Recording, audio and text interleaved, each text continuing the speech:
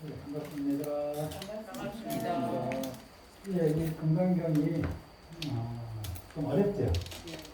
많이 어렵습니다. 이게 부처님의 경계에서 나온 말씀이기 때문에 우리 중생의 마음으로 이해하려고 그러면 이해되는 부분이 좀 있고 전혀 무슨 말인지 알듯 말을 뜻하는 부분도 있고 전혀 모르는 부분도 있습니다.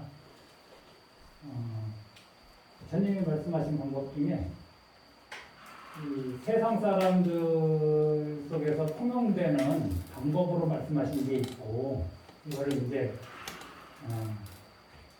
세속죄라고 얘기도 하고 속죄라고도 얘기하고 부처님의 경계에서 그 자리를 그냥 이렇게 얘기하신 경우가 있는데 이걸 제일 의제라고 합니다.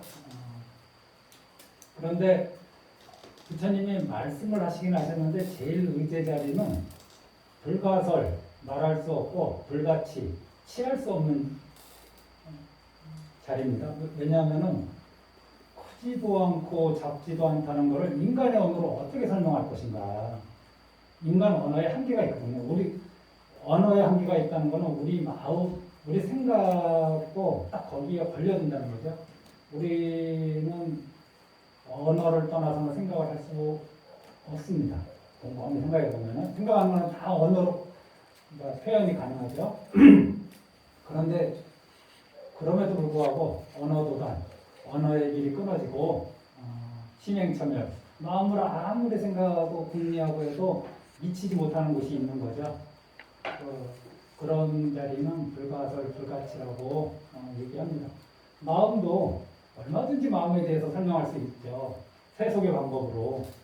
하지만은 제일 의제 방법에서는 모든 시비분별, 낮다, 틀리다, 크다, 작다, 온다, 간다, 생긴다, 사라진다 하는 이런 모든 분별심이 끊어진 자리에서 과거, 현재, 미래를 얘기하면서 과거 시민이, 미래 시민이, 현재 시민이 하는 거 이런 거는 인간의 언어로 근본 자리에서는 불가를 불가치라고 저는 생각합니다. 또 이 금강경 보면은 하신 말씀 또 하고 하는 경우가 많다고 느껴지잖아요. 제가 벌써 한 1년 됐네요. 인도 여행 갈 때, 인도 여행 가기 전에 우리 인도 여행 그 밴드에다가 여러 가지 일들을 올려놨어요. 여행 일정, 며칠 날 어디 간다, 거기 가면 뭐가 있다, 또 부처님의 여러 가지 사연들 몇 가지 이렇게 올려놨는데, 예를 들면 이제 인도 여행 갑시다 하는 사람들을 이렇게 모집하잖아요. 그래서 모였어. 이게 이제 발신자라고 보면은 이 발신자들한테 인도 여행 가기 전에 수전 법륜지에 가면은 모양은 이렇고 거기에 역사는 이렇고 부처님의 설하신 법은 이런 거다. 뭐 이렇게 또 여러 가지 환경과 뭐 조건과 이런 것들을 인도 여행 가기 전에 얘기하죠. 그러면 이제 인도 여행 가기 전에 사람들이 조금 몸과 마음으로 알아야 될 거하고 몸과 마음으로 준비해야 될 거하고 몸과 마음으로 하지 말아야 될 거를 미리 생각하는 시간을 가지게 됩니다. 그러면서도 목적지인 인도에 대해서 얘기하는 거죠. 이게 이제 첫 번째 인도 갑시다라고 해서 모인 사람 이거를 우리가 이제 발심했다라고 생각하고 그 다음에 발심한 사람들한테 이런저런 주의사항 해야 될 일 이런 거를 법문을 쭉 설어져서 그러면서도 그 인도에 대해서 목적지에 대해서 얘기한 거 이거를 이제 이해시키는 부분이라고 생각하고 이제 우리가 인도 도착했어. 도착해서 보니까 인도 여행 오기 전에 내가 조사한 거 스님이 얘기한 거 맞아. 여기에 수전법륜지에 이런 게 있었어. 이렇게 확인해 가는 거, 그런데 수행이라고 우리가 생각하고, 그러면서 하나하나 체득해 가는 거를 증득했다라고 얘기할 수 있죠. 그러니까, 믿음 자리에서 목적지까지 다 얘기하는 거고, 이해하는 영역에서도 목적지까지 다 이야기하는 거고, 수행하는 과정에서도 목적에 대해서 다 얘기하는 거죠. 등록하는 자리에서도 마찬가지로 다 얘기하고. 그러니까 우리들이 볼 때는 왜 똑같은 말을 또 하시고 또 하시고 또 하시나 하는데 저는 사람들은 어떤 사람들은 이해하기 쉬우라고 한 번 말하면 이해하기 어려우니까 이해하기 쉬우라고 얘기한다라고 하는 분들도 있는데 저는 반드시 얘기해야 된다고 생각합니다. 왜냐하면 수행지가 달라지기 때문에 발심했을 때 얘기, 또 좀 지나면 수행할 때 얘기, 또 중독하고 나서의 얘기. 그래서 구경 무아본에 이르러서 같이 발심한 보살들이 이제 드디어 무아법을 통달한 그런 상황이 온 거거든요. 그래서 구경무아본이 중요하다는 게 이제야 이제 중독해 들어가는 겁니다. 구경무아본에서 그 다음부터는 이제 부처님이 말씀하신 거 그거를 본인도 똑같이 느끼는 거죠. 그래서 한 말 또 하고 또 하고 하는데 우리들은 어쩌면은 여행이라고 쉽게 얘기했지만은 그거는 따라 이렇게 가면은 맞다 할 수 있는데 본인이 직접 확인할 수 있는데 부처님 말씀이 맞다는 것을 이 수행에서 우리가 어쩌면은 단 한 걸음도 나가지 않고 계속 내 생각으로 부처님 말씀을 따지고 또 내 생각으로 계속 부처님 말씀 이해하려고 노력하니까 이게 계속 얘기가 계속 겉도는 것이 아닌가. 제 옛날 제가 금강경 공부할 때 경험했던 제 나름의 제 개인의 그 얘기를 말씀드리는 겁니다. 저는 부처님이 말씀하신 이 경전에 의해서 계속 수행해 나가야 되는데 그걸 하지 않고 계속 글자만 짚고 나간 거잖아요. 제 옛날에 저의 경우는 그러니까 뭐가 수준이 높아지는지도 모르고 글자 보기에 덮어간 거죠. 무슨 얘기를 또 하시고 또 하시나. 저도 그때 계속 그런 의문을 갖고 저번 시간에 우리 과장님 말씀하셨듯이 저도 그때 그 의문을 계속 가졌어요. 말장난이라고 해도 이상하지 않을 정도로 계속 말을 입이 꼬고 슬픈 얘기하고 설법을 얘기했으면 설법이 아니고 이름이 설법이 이렇게 또 치고 넘어가면 지금까지 공부해왔던 게 또 힘이 또 빠지고 그런 경험을 저도 많이 했거든요. 그래서 우리가 그 자리에 있어서 그런 게 아닌가 그런 생각을 한번 해봅니다. 그래서 부처님의 이 경계를 지금은 당장 이해되기가 힘들 거라고 생각해요. 왜냐하면 아직은 우리가 호기심을 냈는지조차도 제가 자신할 수 없고 여전히 계속 내 생각의 한도 내에서 이해하려고 계속 노력하니까 그 생각에 머물지 말라고 하는데 우리는 그 생각으로 계속 이거를 이해하려고 하니까 좀 힘든 게 아닌가 그런 생각을 해봅니다. 오늘 어디죠? 그래서 우리가 저기 한번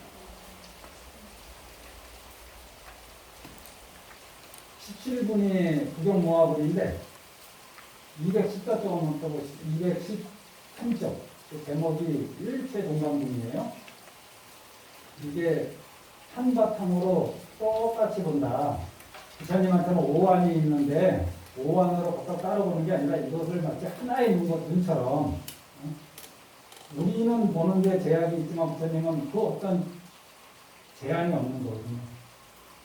한바탕으로 똑같이 봐. 그래서 일부를 보더라도 우리는 일부를 보면 일부만 인식하고 산을 보면 산만 인식하고 강을 보면 강만 인식하는데 부처님은 하나를 보면은 전체를 아시고 현재를 보시면 과거와 미래를 다 아시는 이렇게 한바탕으로 또 동일하게 보는 그런 이제 구경무아 했으니까 이런 이제 능력이 나오는 거죠. 부처님의 능력뿐만 아니라 구경무아를 통달한 이제 계속 이 가르침을 따라서 올라가서 구경무아까지 통달한 보살들이 이런 이제 경계에 오는 거죠. 그 다음 장에 이건 저번에 한 것입니다.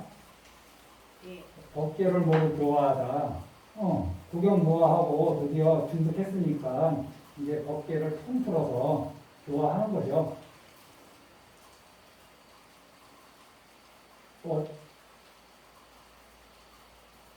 이 교화하는 방법은 이거 뭐 비교 기후법이니까 이게 넘어가고, 세 번째가 그럼 이렇게 국영무화에서 드디어 진급하면 어떠한 형태가 되느냐? 233쪽 보면은 이색 이장분 색과 상을 떠난다. 드디어 색과 상을 떠날 수 있다. 떠나서 자유자재한 걸림없는 삶을 살 수 있다. 이제 여기까지가 이제 저번에 한 겁니다. 국영무화에서부터 쭉 이어졌다고 제가 말씀드렸잖아요. 그러고 나서 이제 설법을 하시죠. 그때는 이 경지에 온 보살들도 부처님하고 같은 경계니까 여기 241쪽 보면 비설소설분입니다. 비설소설분. 이거 하나만 간단하게 얘기하면은 불교에 능과 소가 있는데 여기에는 능소라는 말이 없어요. 능은 주체고 불교가 아니라 한문을 이해하는 방법입니다. 이거는 객체예요. 그래서 저를 부모님에 대해서 뭐라고 얘기하면 소생이라고 해요. 이게 다소자거든요. 태어난 바. 부모님에 대해서 우리 소생이라고 그러잖아. 그러면 이거는 능생이라고 해요. 능생은 누구냐? 부모님. 소생은 누구냐? 자녀. 또 여기에 비설, 소설 보면 설과 소설이 아니다 이런 뜻이거든요. 이 뜻이 뭐라고? 해석을 말도 말할 것도 없다. 말도 말할 것도 없다고 얘기하셨는데 능설, 소설. 그러면 능설이 뭐냐? 설하신 분은 누군가요? 부처님. 소설. 설하신 바는 뭔가요? 법. 또는 경전. 이해되셨죠? 부모님에 대해서 우리는 그냥 흔한 말로 소생이라고 그러잖아요. 그 소생이 태어난 바에 나거든요. 태어난 바. 부모에서 태어난 바. 그래서 이거는 그냥 왜 일상적으로 쓰이는데 소생하면은 바로 자식을 얘기하는 거 다 이해하는데 능생이란 말은 잘 안 써. 그래도 능생은 누구냐? 부모님. 소생은 자녀. 그러면 능설은 누구냐? 부처님. 소설은 말씀하신 바의 법 또는 가르침. 이렇게 되는 거죠. 그래서 비설, 비아닐 비자에 말할 설, 소설. 그러면은 여기에 능자가 하나 들어가야 돼요. 근데 5글자로 제목을 맞추다 보니까 이렇게 해놔도 한문 아는 사람들은 다 이해하거든요. 능설은 누구냐? 부처님. 소설은 뭐냐? 법. 그러니까 부처님과 법도 부처님과 법이 아니다. 부처님과 법이라고 할 것이 없다. 이거 앞에서 다 얘기한 겁니다. 부처라고 고정된 것이 있는 것도 아니고 설한 법이라고 정해진 법이 있는 것이 아니라 설한 정해진 법이 있는 것이 아니라 다 얘기한 거예요. 그래서 비설 소설이 능설, 설하시는 분 소설, 설해진 바. 그래서 부처님과 그 가르침 역시 아니다. 이게 무슨 말인가 한번 경상을 보겠습니다. 이거 이해되셨죠? 우리가 소산물이라는 말 많이 하죠. 소산. 어디에서 또 이렇게 만들어진 거. 그것은 뭐의 소산물이야 이런 거. 그거는 이제 만들어진 물건을 얘기하고, 지금 능산이란 말도 사실은 우리는 거의 안 쓰는데 능자는 거의 생략해서 쓰거든요. 능산은 그걸 만든 주체를 얘기하고, 소산은 우리는 뭐뭐의 소산이다 이런 말 쓰잖아요. 그럼 뭐뭐의 그게 이제 능산이 되는 거고, 우리는 부모의 아들이다. 그러면은 부모가 능생, 아들은 소생. 이렇게 되는 거죠. 뭐뭐의 소산물이다 그러면은 자연의 소산물이다 그러면은 자연이 능산, 또 거기서 생긴 거는 소산 이렇게 얘기하는 거죠. 이게 능생이라고 합니다. 243쪽 같이 한번 읽어보겠습니다. 여긴가? 맞죠? 수보리야 그대는 이러한 말을 하지 말라. 열에는 스스로 나는 반드시 설법한 것이 있다라고 생각할 것이다 라고 하지 말라. 제가 저번에 말씀드렸습니다. 내가 법을 설했다라고 관념이 있으면 이건 아상. 설할 만한 법이 있다라고 생각하면 이거는 법집이라고 제가 얘기했잖아요. 내가 국토를 장엄했다 그러면 이거는 이제 아집에 떨어진 거고,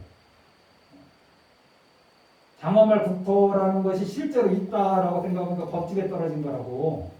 교화할 중생이 내가 중생을 교화했다 하면은 아상. 교화할 중생이라는 실체가 있다 생각하면은 이거는 이제 법집, 아집, 법집 이렇게 다 얘기해서 통달 무화법 할 때 제가 설명드렸습니다. 그래서 여기에서는 나는 설법한 것이 있다 그러면은 이거는 나는 능설이고 설법 이것이 이제 소설이 되는 거죠. 그래서 비설 소설이다 여기 이렇게 제목이 나온다.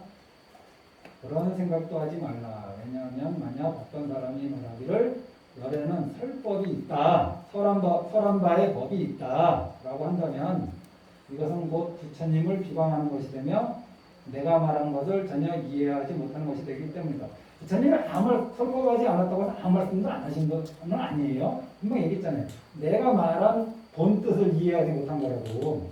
부처님은 설법하셨죠. 49년 동안에. 그런데 부처님이 설하신 바에 어떤 정해진 법이 있다. 뭐 이런 식으로 생각하면은 그거는 이제 나를 비방하는 것이다. 이게 요 글씨만 보고 부처님이 설법한 것이 없다라고 얘기한다 그러면은 그거는 부처님을 비방하는 거고, 경전을 비방하는 겁니다. 그거는 경전이 있으니까 부처님이 설법한 것이 있다 그러면 부처님을 비방한 거고, 부처님이 설법하신 것이 그래서 없다 그러면 이제 경전을 비방하는 거예요. 그래서 이쪽에도 이쪽으로 가려고 하면 거기서 꽉 막히고 저쪽으로 가려고 하면 저쪽에서 꽉 막혀버립니다. 금강경이 계속 그런 걸 우리한테 알려줘서 생각의 그 틀을 좀 깨고 나오라고 말씀하시는 거예요. 우리 어렸을 때 TV에 저는 TV에서만 봤는데 소몰이 해보신 분이 소가 이렇게 똑바로 가야 되는데 이쪽으로 가려면 이쪽에서 톡 치고 또 이쪽으로 가려면 이쪽에서 톡 쳐서 결국 가야 될 길로 가는 거 어느 한쪽에 치우쳐서 가면 안 되잖아요. 얘가 길을 벗어나서도 안 되고.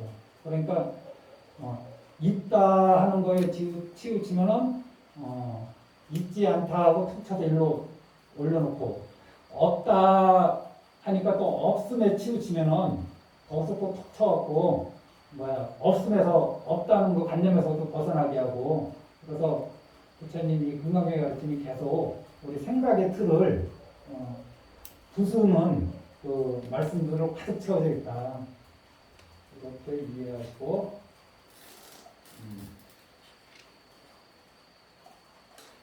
내가 말한 뜻을 전혀 이해하지 못하는 거다. 부처님이 설법하셨다는 거예요. 세간의 이치로는 세속법에 의해서는 설법하신 내용이 많죠. 그래서 부처님은 어떤 법을 말씀하셨다. 부처님이 말씀하신 법이 어떤 정해진 법이 있다. 이렇게 얘기하면은 이거는 내가 말한 것을 전혀 이해하지 못하는 거다. 수고리야 설법자. 법을 말한다는 것은 무법가설. 어떤 법도 설할 것이 없어. 세속제에서는 설할 것이 엄청 많죠. 그게 다 경전 아닌가요? 하지만은 이 말과 생각이 끊어진 자리에서는 그 경계에서는 어떤 법도 무법가설. 설할 만한 것이 없다. 이거는 우리의 경계가 아닙니다. 지금 우리가 이해할 수 없어요. 이 말을. 신형설법. 그래서 무법가설을 즉비 설법으로 보셔도 돼요. 본문 보세요. 243 한문으로 된 거. 맨 아래 설법자는 무법가설, 신용설법 이렇게 돼 있잖아요. 이거를 설법자는 무법가설을 이게 무법가설 해석하면은 어떤 것도 설할 수 없다, 설할 것이 없다 이런 뜻이거든요. 가설은 이제 설할 만하다, 설할 수 있다 이런 뜻이니까 어떤 것도 설할 것이 없다. 이거를 즉비 설법으로 보셔도 된다고. 우리가 지금까지 했던 패턴으로 설법자 무법가설을 즉비 설법으로 보시고 신용설법으로 이 패턴으로 이해하셔도 된다. 자, 다음 장 문제 보세요. 240번 같이 읽어보겠습니다. 그때 지혜를 생명으로 삼는 수고리가 부처님께 사례였습니다. 세존이시여 매우 많은 중생들이 이 다음 세상에 이러한 도리를 설명하는 것을 들으면 믿는 마음을 나겠습니까? 부처님께서 말씀하셨습니다. 수고리야 그들은 중생이 아니며 중생이 아님도 아니라 왜냐하면 수고리야 중생하는 것도 열애는 말하기를 중생이 아니라 그 이름이 중생일 뿐이다 라고 하기 때문이다. 이런 말 나오면 또 뭔 소리인가 싶잖아요. 그냥 누군가 부처님의 이런 어려운 말씀을 들으면 누가 믿겠습니까? 이거 이미 정신희우본 6번째 정신희우본에서 얘기한 겁니다. 다시 한번 얘기하시는 거예요. 글자를 조금 바꿔서 정신희우본에서 뭐라 그랬냐면 그 앞에서 범서의상 계시어망 약견대상상 측변열애 이렇게 사구계로 진리의 상태를 딱 보여주셨고 또 그 앞에서는 발심자는 네 가지 마음에 머물러라. 그리고 무주상 모시해라. 이런 말씀을 다 해놓으셨어요. 그러니까 6번째 정신희우본 올바른 믿음은 참 희유하다. 여기에서 이 말법 중생 후 500세에 있는 중생들이 이런 말씀을 듣고 누가 믿을 수 있겠습니까? 그러니까 부처님 그런 말 하지 말아라. 어느 시대에나 그 말법 시대에도 계를 지키고 복을 닦는 자가 있으니 이들이 부처님 말씀을 들으면은 이런 마음을 낼 것이다. 진심을 낼 것이다. 이렇게 말씀하셨거든요.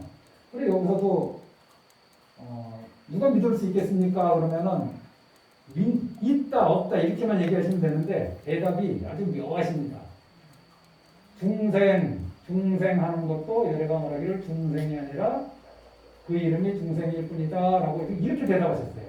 믿는다 안 믿는다 이렇게 있다 없다로 얘기하시면 좋은데 근데 이게 똑같은 말이에요.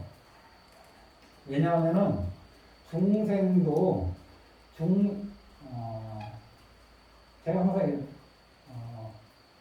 나라고 하는 이 인연에 의해 생긴 것이 있지만 나라고 할 것이 없다고 얘기했잖아요. 중생도 중생이라고 할 것이 없다. 이거를 중생 무자성이라고 합니다. 우리는 그러한 것이 없다면 무자성이라고 보통 얘기하는데 중생이라고 어떤 정해진 중생이 있지 않아요. 바로 이 순간에 발심해서 이 길을 가면은 중생이 아닙니다. 그렇지 않나요? 1초 전까지는 중생이었지만은 법연에 의해서 발심하는 순간 중생이 아니에요. 여전히 법연의 영향이 있지만은 발심하지 못하면 그대로 중생이죠. 중생이라고 정해진 게 아니죠. 만약에 중생이라고 정해졌다면 이가 어떻게 부처가 될 수 있겠어요? 고정불변의 실체로 중생이라는 고정불변의 실체가 있다면은 이 사람이 한번 노력해봤자 중생밖에 더 돼요. 개라는 고정불변의 실체가 있다면은 쟤는 죽고 나서도 또 정부로 태어날 겁니다. 제가 어떻게 사람이 될 수 있겠어요? 무하기 때문에 악업을 다 털어내면은 이제 남은 선업이 있기 때문에 좋은 곳에 태어나는 거죠. 무하기 때문에. 무하가 아니면은 나라고 할 만한 것이 있다. 개라고 할 만한 것, 개라는 실체가 있다. 그러면 안 막히죠. 그래서 부처님 말씀이 그들은 중생이 아니며 중생이 아님도 아니다 한 게 중생이 아니다 하는 거는 저를 중생 중에 계를 지키고 복을 닦는 이들 중에 이 말씀을 들으면 마음을 내고 믿는 이들이 있다. 그들은 중생이 아니죠. 중생이 아님도 아니다 하면은 그것보다 더 많은 중생들이 사실은 계를 지키지도 않고 복을 닦는 복업도 짓지 않고 그러니 이런 말씀을 들어도 마음을 전혀 내지 못하죠. 그럼 이 사람들은 이렇게 계속 사느냐? 아니죠. 계속 좋은 인연에 의해서 다시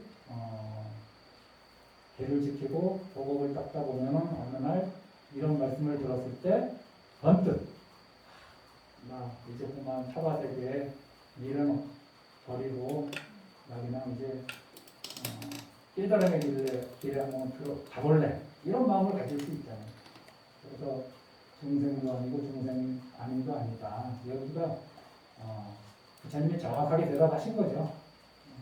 중생이라는 정해진 실체가 없다라는 그런 이치 속에서 그렇지 않은가요? 우리도 내려가면서 말씀하는 순간 진정한 허명보살이 되는 거죠. 결심하지 않으면 허명 중생이죠. 결심하지 않으면 정해진 건 아니라고. 정해진 거. 자, 이렇게 해서 요거를 넘어갑니다. 이걸. 자, 다음에 무법가루.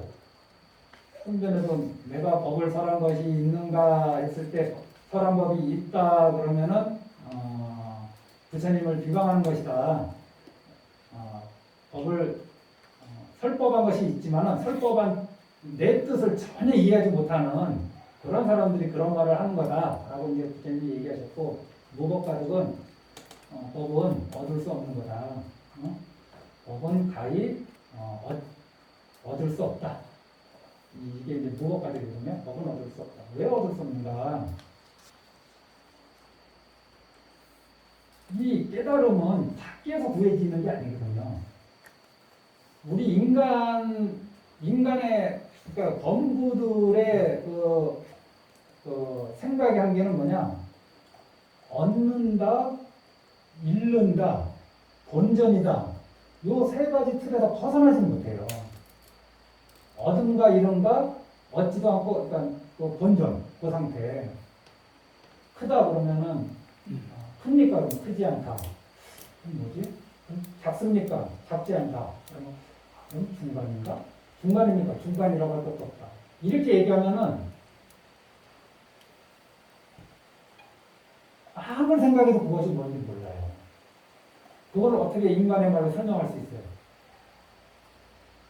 그거에 대해서. 더 이상 설명할 때 그거라고 얘기할 방법밖에 없는 거예요. 진리가 그렇다는 거죠. 그리고 이러한 진리는 내 몸 밖에서 얻어지는 게 아니라 부처님 몸 밖에서 진리를 얻었다면 보리수에서 얻었습니까? 그거를? 어떤 사람한테서 얻었습니까? 당신이 앉아서 앉을 때는 중생 아닌 것도 아니다 하는 상태로 앉았잖아요. 일어나셨을 때는 중생이 아니야.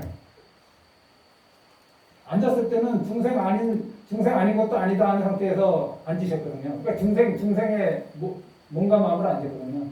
일어나셨을 때는 부처가 되셨죠. 어디 밖에서 얻은 것이 아니야. 그러면 그 안에 어떤 변화가 있었는가? 굳이 이렇게 예를 들면 좀 그런데 우리들 주머니에 절대적인 보배가 하나씩 있다고 생각을 해보세요. 그런데 그 보배가 있는 줄 모르고 계속 나는 가난하다, 부자가 되고 싶다 하면서 계속 부를 찾아 밖으로 헐떡거리고 다니는 거예요. 그러다 어느 날 자기 주머니를 보니까 보배가 있어. 보물이 있어. 이게 얻은 건가요? 그래서 불교에서는 가끔 부처님께서는 진리를 발견하셨다는 말씀을 찾으셨다. 이건 인간의 언어로 제가 지금 설명하자고 하니까 그런 거예요. 남한테 받았다면 원래 내 것이 아니야. 그래서 이 깨달음은 이 안에서부터의 변화, 안에서의 변화가 일어나야지 되는 거지, 밖에서 그 어떠한 것으로도 나를 깨닫게 할 수는 없어요. 밖에 것들이. 부처님도 나를 깨닫게 할 수는 없어요. 정작 깨닫는 사람은 내 자신이에요. 내가 스스로 자각해야지 부처님이 나를 깨닫게 해줄 수는 없어요. 일단 이렇게 잘 모르는 부분을 얘기하려고 하니까 말이 굉장히 됩니다. 그리고 아까 참 그 해명수보리 할 때 갑자기 이거는 옛날에 그 유명 스님이라는 유명이 지옥이거든요. 옛날에 있는데 거기 갔다 와서 거기서들은 금강경을 갖다 이렇게 삽입했다고 해서 유명 선생 얘기가 여기 나올 겁니다. 보시고요. 해명은 요즘 말로 하면은 불교식 용어로 또 다른 말로 바꾸면은 장로 수벌 이런 말 많이 하잖아요. 장로랑 동의어예요. 또는 뭐 해수, 지혜로 닦는다. 또는 구수, 오래 구자에다가 닦을 수, 오래 닦았다. 이게 다 장로란 뜻이에요. 해명에 무슨 특별한 뜻이 있는 게 아니라 장로란 뜻이다. 251쪽 읽어보겠습니다. 수고리가 부처님께 가되었습니다. 세존이시여, 부처님께서 최상의 깨달음을 얻으신 것은 얻은 바가 없다고 할 수 있으니까 부처님께서 말씀하셨습니다. 사실 그러하니라. 수고리야, 나의 최상의 깨달음에 대해서는 아주 작은 어떤 것도 얻은 바가 없다. 다만 그 이름이 최상의 깨달음일 뿐이니라. 여기에서 한번 원문 한번 볼까요? 250쪽. 한문에 익숙하지 않겠지만 그냥 제가 어설프게 해석하더라도 한번 보세요. 250쪽. 수보리가 백보람 부처님께 말씀드리기를 세존이시여, 불득 안욕따라 삼각상머리, 부처님이 안욕따라 삼각상머리를 득하신 것은, 얻은 것은 의무 소득이야. 얻은 바가 없는 것이 됩니까? 안욕따라 삼각상머리를 얻었다고 하는데 이것은 얻은 바가 없는 것을 말합니까? 우리 상식으로는 좀 이해가 안 되는데, 그래서 제가 앞에서도 설한 바 없이 설하시고 얻은 바 없이 얻는 이 경계가 부처님의 경계라고 그 제7번 제7번 무등무설본 거기서 한번 말씀드린 적이 있어요. 또 해보겠습니다. 그러니까 부처님이 딱 당신 마음속에 딱 맞아 떨어지는 거야. 수고리의 대답이. 여시여시. 이 금강경에서 여시여시란 말이 몇 번 안 나오거든요. 부처님이 아주 흡족해 하셨을 때, 수고리의 말이 아주 딱 맞아 떨어질 때 여시여시라고 얘기하시거든요. 여시여시. 그렇다. 수고리야, 아오 안욕따라 삼각상거리. 내가 안욕따라 삼각상거리에서 내지 무유소업가도 작은 법이라도 얻은 것이 없어. 이것을 안욕따라 삼각상거리라고 이름할 뿐이야. 제가 이 이름, 불교에서 이 이름에 대해서 좀 이해하실 필요가 있는데, 우리는 이름을 정해놓고 이름에 끄달리거든요. 저 낮에 환하게 비추는 걸 우리는 해라고, 밤에 환하게 비추는 걸 달이라고 하는데, 해는 자기를 해라고 생각 안 할 겁니다. 그냥 인간들이 저걸 해라고 얘기하는 거지. 언제 나를 해라고 불러달라고 해본 적도 없고, 언제 나를 달이라고 불러달라고 한 적도 없고, 나를 산이라고, 나를 강이라고, 나를 바다라고, 이건 인간들이 정해놓은 약속이기 때문에.